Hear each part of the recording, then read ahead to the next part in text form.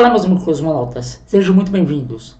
No dia 17 de julho de 1966, no Japão, estreava a série Ultraman. Ultraman foi o segundo seriado em cores a estrear no Japão. O primeiro foi Vingadores do Espaço, que estreou apenas uma semana antes.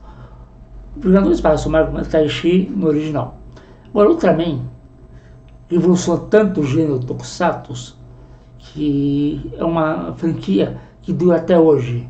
São vários e vários heróis que continuam a sequência da família Ultra. Mas o que são os Ultramans? De onde eles vêm? O que eles são? São alienígenas? São robôs? Como que eles conseguem fazer tudo aquilo que eles fazem, soltar aqueles raios incríveis, fantásticos? Eu sou o Kleber e vocês, meus amigos, estão no canal Cosmos Cultura Nerd. E hoje é isso que nós vamos ver. O que são os Ultraman?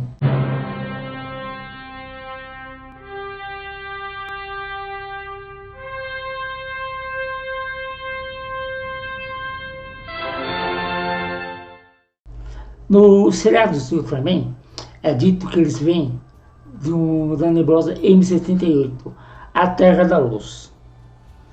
Daí surge a pergunta, tá, e o que é uma nebulosa? Tá, eles vêm da nebulosa M78, mas o que é uma nebulosa? Como que eu vou saber o que é isso? Bom, se eles estão no espaço, se eles vêm do espaço sideral, então nós devemos procurar essa resposta no espaço. E no espaço, sim, nós encontramos nebulosas. O que são as nebulosas? Elas são nuvens cósmicas formadas de pó, poeira espacial, plasma, hidrogênio e outras coisas. E M78? O que quer dizer isso? Bom, vamos voltar um pouco no tempo, precisamente para 1730 e 1817. Nesse período viveu Charles Joseph Messier. Ele é um astrônomo francês, como dá para perceber pelo nome, né? Messier. E ele foi o primeiro a catalogar o céu, ou seja, ele olhava para o céu e via um objeto. Tá, esse aqui é objeto 1, olhava para outro, 2, outro, 3, 4, 5, 6, e assim sucessivamente. M. Por quê? Por que M? Porque ele se chamava Messier. M de Messier, o nome dele, como ficou conhecido o catálogo dele. Então a gente se refere M1 é catálogo objeto número 1 do catálogo de Messier. E o objeto M1 do catálogo de Messier, o M1, é a nebulosa de Caranguejo. Já o objeto M31 é a famosa galáxia de Andrômeda. E ele fez aproximadamente 110 objetos catalogados durante a sua vida. E se o catálogo vai de 1 a 110, é lógico que existe um M78. E realmente existe um M78 no catálogo de Messier. Só que o objeto M78 do catálogo de Messier é dito que ele fica a 1.600 anos-luz da Terra, na constelação de Orion. Bom,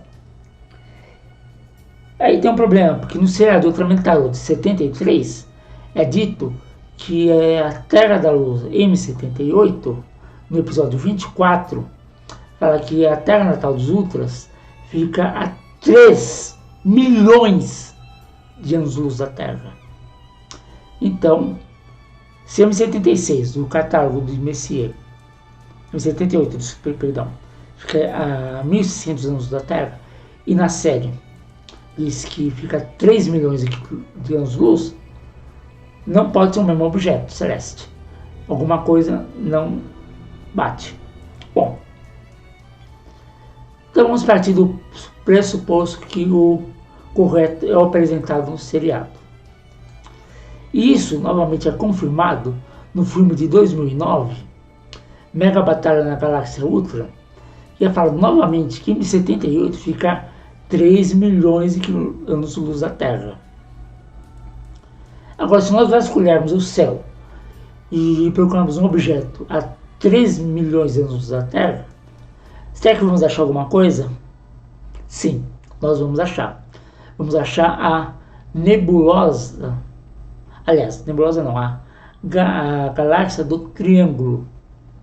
Ela está exatamente a 3 milhões de quilômetros, a 3 milhões de anos-luz da Terra, e ela tem um diâmetro de 50 mil anos-luz, metade da Via Láctea. Tá, já identificamos onde está M78, é a galáxia do Triângulo. Tá, e os Ultraman, o que eles são? São alienígenas? São robôs? Que diabos eles são? Então, aí vocês estão vendo agora aí, essas figuras, que elas eram muito comuns, e apareciam em revistas e outras publicações, quadrinhos também, mangás, nos anos 70, que demonstravam os Ultras como sendo uma espécie de ciborgues, parte mecânicos, parte orgânicos, uma mistura de alien com robô. Só que, desde 1996, da série de Ultraman antiga, quando a franquia fez 25 anos, fez 25 anos não, 30 anos, em Ultraman antiga, é dito que os Ultras são gigantes de luz. São seres de luz. Então, de lá para cá, essa é a explicação que é dada. Ultraman é um ser de luz. Só que, o que é luz? Já para se perguntar o que é luz? Sim, eu estou falando sério, o que é luz? Bom, então vamos voltar de novo no tempo. Vamos voltar lá para o começo do século XVIII. Em 1704, Sir Isaac Newton, ele fez um tratado, um artigo sobre reflexões, refrações, reações e inflexões de cores da luz. A base da ideia de Newton era a natureza corpuscular da luz, ou seja, para Newton a luz era formada de partículas. Se você pegasse uma lente de aumento, um microscópio, e fosse aproximar-se à luz, você ia conseguir ver um pedacinho de luz. Isso de acordo com a concepção de Newton. Só que, contemporâneo de Newton, Christian Huygens, ele tinha uma outra ideia. Ele defendia que a luz era uma onda, ou seja, ele defendia uma teoria ondulatória. E aí, quem está certo? Newton ou Huygens? Bom, isso só foi ser resolvido um século depois, quando Thomas Young, no começo do século XIX, ele realizou um experimento que resolveu a questão favoravelmente a Huygens. Ou seja, ele conseguiu demonstrar com evidências por A mais B que a luz é uma onda eletromagnética. Fim de papo. Então, a luz venceu o quê? A luz é uma forma de radiação. Radiação do espectro eletromagnético. Espectro magnético, o que é isso? Deve estar se perguntando. Bom, o cosmonauta é o seguinte. O espectro eletromagnético é toda a frequências, melhor dizendo, que as ondas eletromagnéticas podem se manifestar.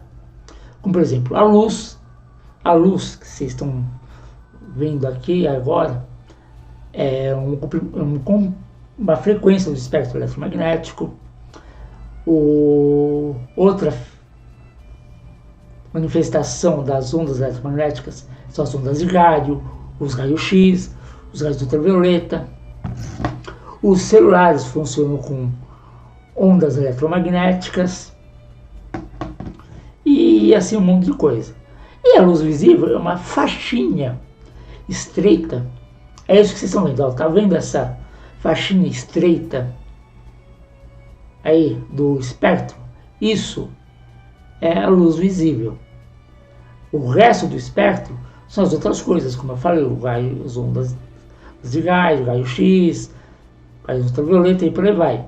Isso são os outros comprimentos de onda do espectro. Mas a luz visível é só essa faixinha.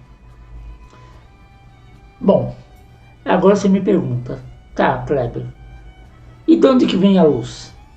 O que faz a luz se manifestar? O que fabrica a luz, por assim dizer? Bom, há aproximadamente um século atrás, em 1924, um cara chamado Louis de Broglie, um físico, ele postulou na sua tese que deveria existir uma dualidade entre matéria e onda, que é o caso da luz, que pode comportar-se tanto como partícula como onda. E essa partícula ela foi batizada como fóton, é a menor partícula de luz que pode existir. O menor pedaço de energia que existe é o fóton. Você não pode ter meio fóton. Só pode ter um fóton, 2 fótons, 3 fótons. Você não pode ter um fóton e meio, 3,5, 2,75. Não. Você tem 1, 2, 3 ou não tem nada. É uma quantia fixa. Não pode ser fracionada, não pode ser dividida. O fóton.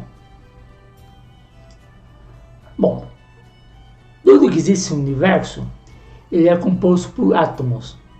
E os átomos são compostos por 3 partículas: prótons, nêutrons e elétrons. Os elétrons, eles orbitam, ou seja, giram o núcleo atômico em determinadas órbitas fixas, camadas ou níveis de energia, como preferir.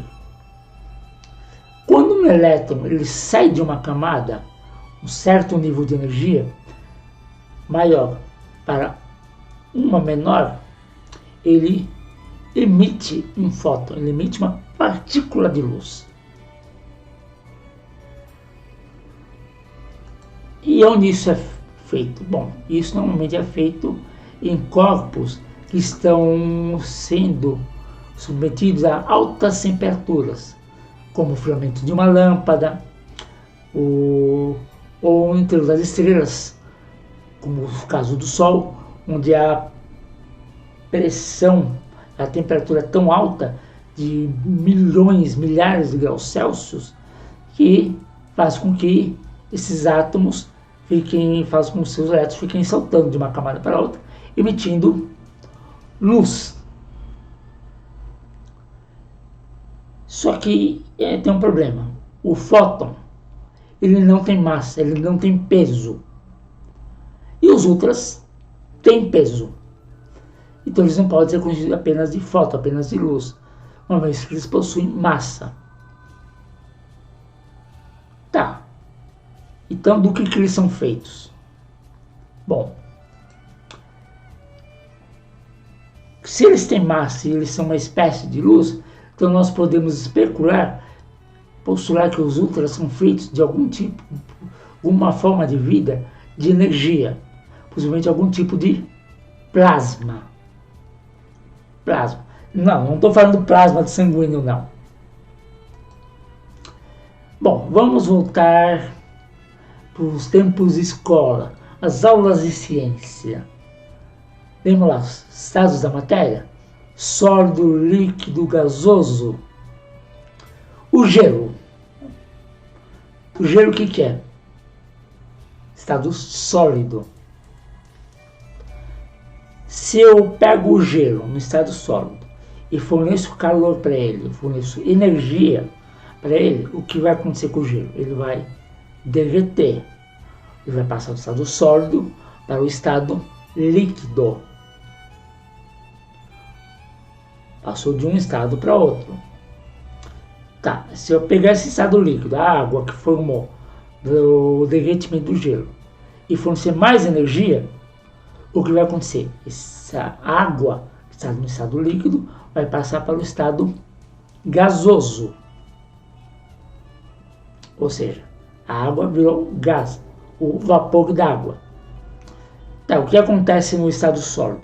Os átomos estão mais agregados, mais próximos um do outro. Agora, quando a coisa começa a esquentar, é que nem a gente quando está no calor. Quando o calor está perto, você quer a distância dos outros. Você fala, não, fica longe que está muito calor. Agora, quando está frio, fica se abraçando tudo juntinho porque quer se aquecer. Então, a matéria é a mesma coisa. Quando está frio, os átomos ficam juntos. Se esquentou um pouco, já começam a se afastar. Mais calor ainda, ficam bem mais afastados. Que acontece com os gases. Agora, o que acontece se eu pegar esse objeto, esse gás, essa matéria, esse vapor d'água, e aquecer, fornecer ainda mais energia para ele? O que acontece? Nós vamos ter o que é conhecido como quarto estado da matéria, o plasma. Bom, o que é o plasma? Plasma é um gás superaquecido, ionizado, onde os elétrons que estavam orbitando o átomo, os mais externos, os mais afastados do núcleo, foram arrancados por causa do nível de energia que foi submetido àquele átomo. Então, na natureza nós temos alguns exemplos de plasma, além das famosas bolas de plasma, né? O relâmpago, ele é feito de plasma. As estrelas, como o Sol, são feitas de plasma.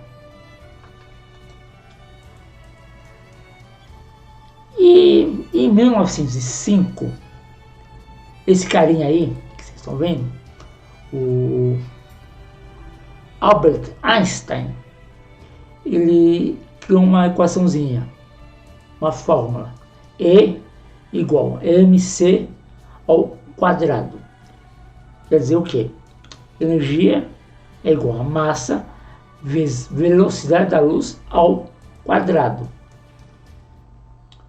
Isso quer dizer o seguinte, antes que você me pergunte, que energia e matéria são a mesma coisa. Um pode se transformar no outro. Se eu pegar matéria, qualquer objeto de matéria, e conseguir liberar toda a energia que tem lá, eu vou conseguir uma grande quantidade de energia. E o contrário, se eu pegar uma grande quantidade de energia, eu vou conseguir produzir uma pequena quantidade de matéria. E onde que eu consigo ver isso? A matéria virando energia. Bom, eu consigo ver isso, por exemplo, nas explosões nucleares. Uma explosão nuclear é quando toda a energia que está contida no átomo, uma energia de ligação dos átomos, eles ficaram juntinhos, as partículas ficaram todas juntinhas no núcleo atômico, é liberada de uma vez. Para ter uma ideia, a bomba de Hiroshima foi a primeira bomba nuclear usada na história. Ela foi lançada sobre a cidade de Hiroshima em agosto de 45. Ela tinha apenas 72 quilos de urânio 235. E ela tinha um poder de explosão equivalente a 16 quilotons de TNT. Bom, 1 quiloton equivale a 1000 toneladas de TNT. Se eu tenho 16 quilotons, eu vou ter uma quantidade equivalente a 16 mil toneladas de TNT. E qual era a massa da bomba? Só 72 quilos. Estão percebendo? Uma pequena quantidade de matéria, a grande quantidade de energia que conseguiu obter. E essa é a explicação para os ultras conseguindo fazer o que eles fazem. Eles têm lá suas milhares e milhares de toneladas. 40, 50, mais de 50 metros de altura. Milhares de toneladas de energia naquele corpo. E eles se alimentam do quê? Se abastecem de energia de estrelas próximas. No caso dos ultras, como estão na Terra, do Sol. Então assim eles conseguem produzir todas aquelas manifestações de energia. Soltar aqueles raios enormes, fulminantes que eles soltam. Eles também produzem algum tipo de energia, como o plasma, e explica como eles conseguem se fundir em vários outros, em um único, mais poderoso. E Mega Batalha da Galáxia Ultra é mostrado o Ultraman Mebius criando um buraco de minhoca. E para se criar um buraco de minhoca artificial, que é uma região, uma espécie de atalho que se cria no espaço que te leva instantaneamente de um ponto a outro, mesmo que seja através de milhares de anos-luz, requer muita, mas muita energia. Então isso explica como eles conseguem viajar essas distâncias pelo universo, já que a carga da luz, a nebulosa M78, está 3 milhões de anos-luz, então eles fazem esse percurso criando buracos de minhoca artificiais. E para isso, eles utilizam energia para criar. Energia dos seus corpos. Eles são seres energéticos. Bom, só que tem um problema agora. Estava tudo bonito, tudo redondinho, muito bonito. Só que, há aproximadamente um ano atrás, em maio de 2022, estreou no Japão o filme Shin Ultraman, que é uma releitura do primeiro Ultraman de 66. Bom, esse filme, ele fez o seguinte: ele pegou tudo isso que eu falei até agora, amassou e jogou na lata do lixo. Sim. Infelizmente, esse filme fez isso. Por que ele fez isso? Deve estar se perguntando. Bom, ele fez isso por dar uma explicação totalmente nova e diferente para o que são os Ultras. No caso, o Ultraman, né? Nesse filme, o vilão Zarabi, ele fala que o Ultraman é feito de um elemento químico chamado Espacium 133. Que seria um tipo de elemento químico, um tipo de átomo. Bom, a tabela periódica, ela mostra pra gente todos os elementos que existem no universo. Sim, universo. Eu não falei mundo, falei universo. Tudo que existe no cosmos está na tabela periódica. Tudo que é matéria é composto pelos átomos que são representados na tabela periódica. E a tabela periódica ela tem 7 níveis. Atualmente ela vai até o elemento 118. Tá, 118 é o que nós estamos agora. Mas no filme o Zarabi fala que o Espacium está é o 133. Bom, se eu pegar fizer uma extrapolação e for colocar o espaço na tabela periódica, ele vai estar na posição mais ou menos que você está vendo aí nessa imagem em azul, lá embaixo do elemento 115 MC. Ele estaria no oitavo período da tabela, teria 183 prótons em seu núcleo e seria um elemento radioativo transurânico. Transurânico? Está se perguntando que diabo é isso?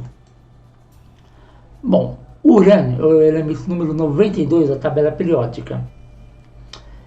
E todos os elementos que possuem um número atômico superior a 92 é chamado de transurânico. Por quê? Por causa que o urânio é o último elemento natural que se encontra na natureza. Acima do urânio, do 93 para frente, são elementos artificiais. Eles foram criados, sintetizados artificialmente. Foram produzidos no laboratório.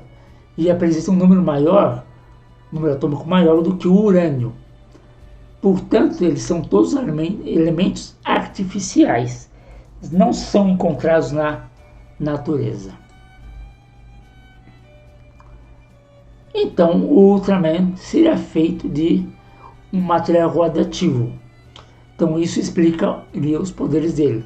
Ele seria uma espécie de usina nuclear ambulante. Uma Chernobyl andante. Até irmão, Chernobyl andante. Ficou legal, gostei. Por isso, tem um problema. Os elementos transurânicos, eles decaem, ou seja, eles se transformam muito rapidamente, pois eles são muito instáveis. Eles decaem para um elemento mais leve, vão decaindo assim. Por exemplo, o elemento 118, o Garneson, ele tem meia-vida de 0,58 milissegundos. Um milissegundo, gente, é um milésimo de segundo. Ou seja, ele tem a meia-vida de um pouco mais do que meio milésimo de segundo. Você pega um segundo, divide por 1000. Pega essa milésima parte, divide pela metade. Isso é a meia-vida do Garneson. Ele vai decaindo, ele vai caindo, se transformando em outro elemento mais leve, menos instável, até chegar em um elemento estável. E para os Ultramans não decaírem em elementos mais leves, eles precisariam ter algum tipo de campo que estabilizasse eles. Um tipo de força, algum campo magnético, de contenção, alguma coisa assim.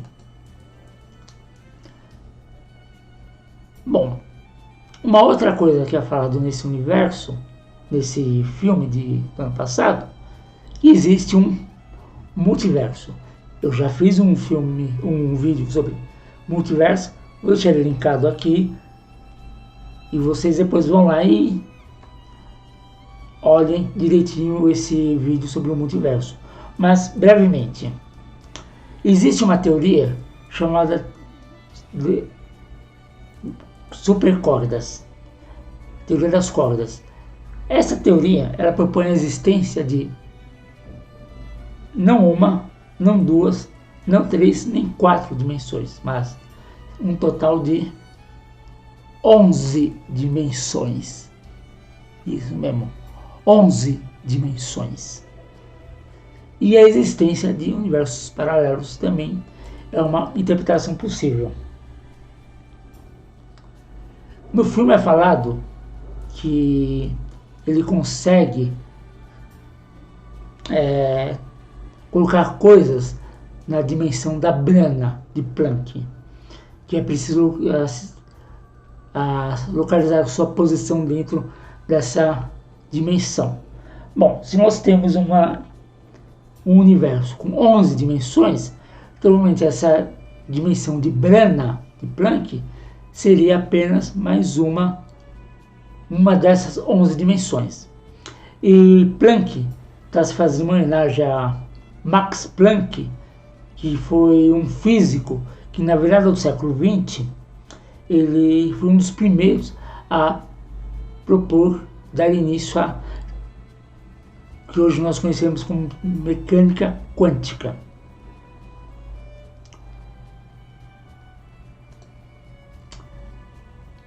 Tem uma cena nesse filme do Shin Ultraman, onde o Ultraman ele está lutando com o vilão Mephilas. Ambos estão disparando raios e o Mephilas ele fala que ele pode se sustentar por mais tempo por causa que ele está utilizando a negentropia, e o Ultraman não, e a energia do Ultraman seria limitada. Tá, o que é isso, negentropia? Bom, ambos os personagens nessa cena, o que eles estão fazendo? Eles estão realizando uma reação exotérmica, estão liberando energia. Porém, o Ultraman, fora a luta, ele também está gastando a energia com outras atividades, como e não tem como se carregar como Mephilas. Ele usa essa negentropia, que é o contrário da entropia, para se recarregar. Ele tira a energia do meio. Ele tira a energia do ar, dos objetos em volta, e usa essa energia para sempre ficar com o mesmo nível de energia, coisa que o Ultraman não consegue fazer. Entropia é a tendência natural de que um sistema tende a ir em direção ao menor gasto de energia. E a negentropia seria o contrário disso. Seria você conseguir recarregar essa energia de uma maneira ilimitada. E mais para frente no filme, é falado que o Zeton vai acabar com a Terra utilizando uma bola de energia de 1 terakelvin. E o que é um Kelvin? Deve estar se perguntando. Bom, Kelvin é apenas outra escala de temperatura. Nós temos 3 escalas muito utilizadas.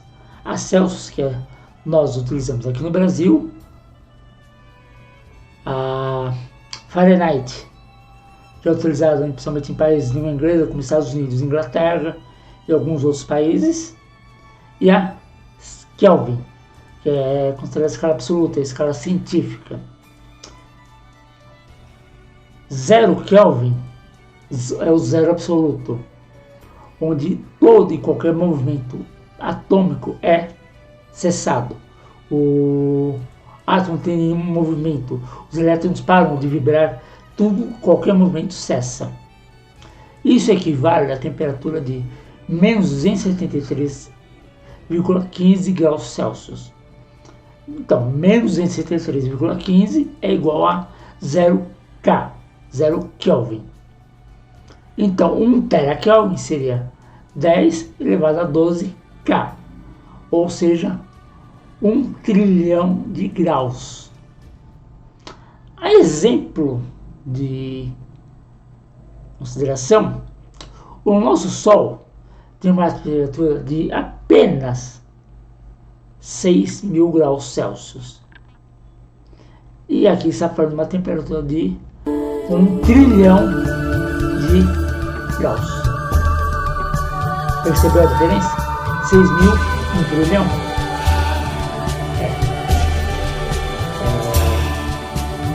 É diferente. É muito mal.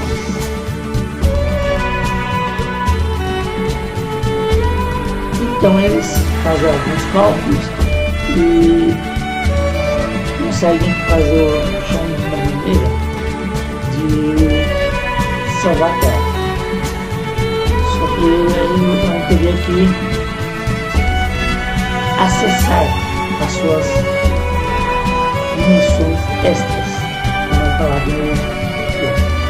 Então, de acordo com a teoria das cordas, que é uma teoria proposta no número 60, que diz uma atualização em 95, chamada de teoria M, foi postulado que a existência 11 dimensões, como eu falei, nós, no nosso dia a dia, conhecemos 3 dimensões: a altura, o comprimento e a largura. São essas 3 dimensões. Existe mais uma dimensão, que é o tempo, que seria a quarta dimensão. Então, essas 4 existiram mais 7 dimensões extras. Só que elas eram tão compactadas, só atuariam sob escala subatômica, e no nosso dia a dia não perceberia elas, essas dimensões extras. E se não essas dimensões, uma das dimensões, que eu também acessaria para mandar aquela bola de energia no filme para salvar a Terra. Então, cosmonauta, espero que vocês tenham gostado desse vídeo. Se você gostou, eu lhe peço, meu amigo, deixa um like, deixa um comentário, compartilhe esse vídeo com aquele seu amigo que você acha que vai gostar. Isso é muito importante para o engajamento do canal, para mostrar para o YouTube a importância para abrir comunidade do canal para outras pessoas e assim ajudar o canal a crescer. Me siga nas redes sociais, tá aí os links nas redes sociais. E na próxima semana vamos estar aqui de volta com mais uma viagem do universo da Super América. E liderando para os cosmonautas.